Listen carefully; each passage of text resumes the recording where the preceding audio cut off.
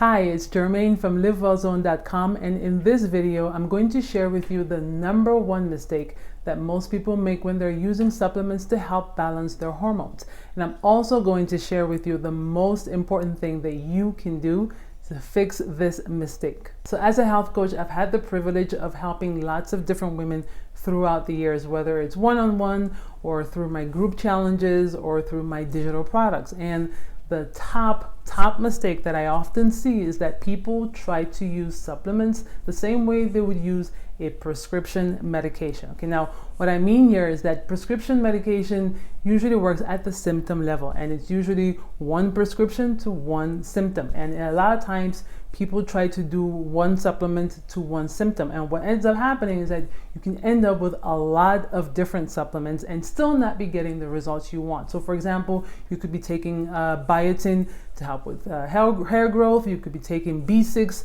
for PMS. You could be taking melatonin and magnesium to help you maybe with sleep. You could be taking fish oil to help with joint pain, and so on and so forth. So what usually happens with supplements is that sometimes they work pretty well, or sometimes they don't work at all.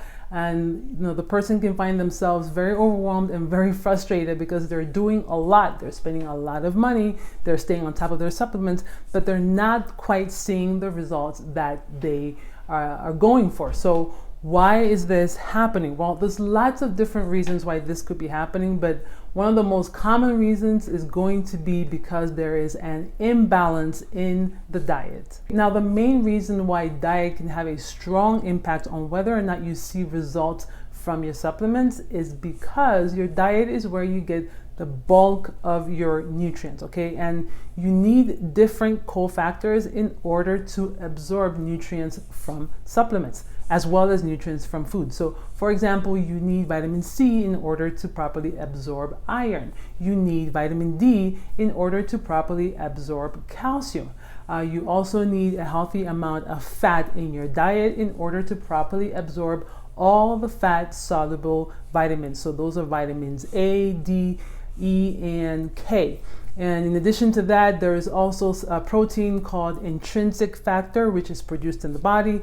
The body needs to produce intrinsic factor in order for you to properly absorb B12. So anything that you're supplementing, you still need some other cofactors or co-nutrients that will help you actually absorb those nutrients and make use of them. So if your diet is out of balance and you're not getting enough nutrients for one reason or another, then that can also impact your ability to properly absorb what you are supplementing with. Now, another reason why your diet can affect your ability to get results from supplements is because diet supports gut health and gut function. Now, the gut is where a significant amount of food breakdown and food absorption occurs. So without a healthy gut, you're not going to get much out of your supplement, regardless of how many supplements you're taking or regardless of how great the quality of those supplements are.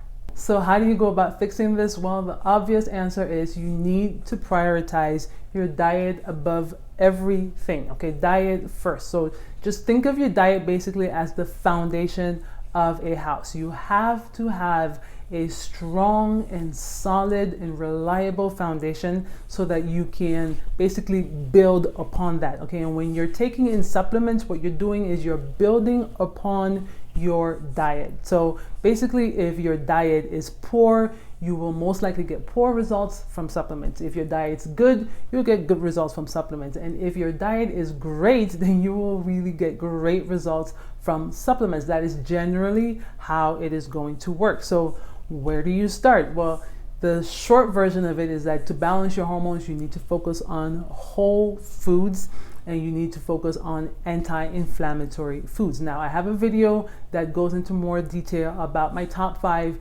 favorite foods to focus on when you're trying to balance your hormones. So I'll link to that in the cards as well as in the description below. You can watch that video to get an overview of what those food categories are. Now, all the principles that are in that video, as well as all the principles that I talk about in other videos in this channel, are really all summarized and simplified for you in my 28-day hormone balance jumpstart. So this has been updated for 2021.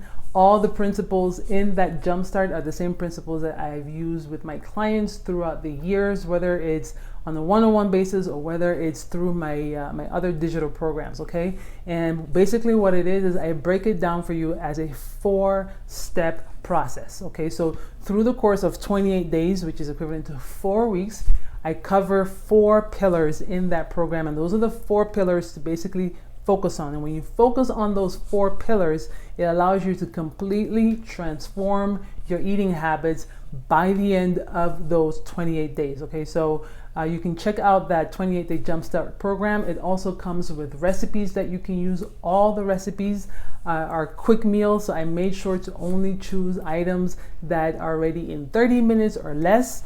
That way you can basically prep your meals, enjoy them, and carry on with the rest of your day. And in addition, that 28-day jumpstart also gives you some tips when it comes to supplements, herbs, essential oils, as well as just overall self-care and lifestyle habits. So these are all, this program is really meant to be a holistic package, that DIY holistic package that you can use, that you can basically work on at your own pace to start transforming how you eat, so that you can eventually, get your hormones back to a state of harmony and start to feel whole again. So I'll put a link to the 28-day hormone balance jumpstart below the video. So that's the first thing, is focus on your diet. It is priority 1. Now the second thing to keep in mind is when you are supplementing, ideally go for a complete multivitamin and multi-mineral supplement, because again, we need dozens and dozens of different nutrients in the body, and it's much easier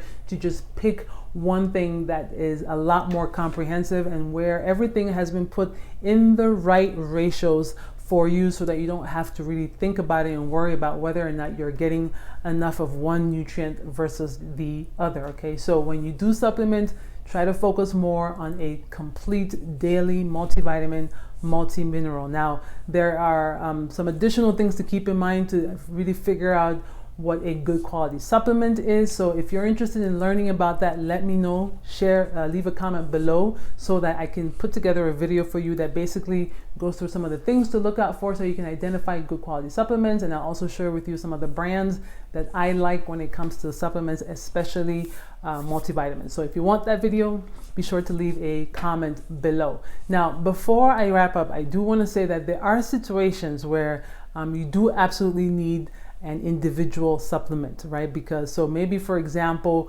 you've had some blood work done and your tests show that you really are deficient in one or more nutrients, then you may need to just take just those nutrients for a certain period of time to get your levels back up. Or maybe you'll be taking something like magnesium simply because it's a pretty well-known fact that the soil here in the US is mostly deficient and completely lacking in magnesium, so you want to take that just to make sure that you're covered. So that's it for this video. I hope you found this information helpful, and if you did, give it a thumbs up, and of course make sure to share it with anybody else that would benefit from it.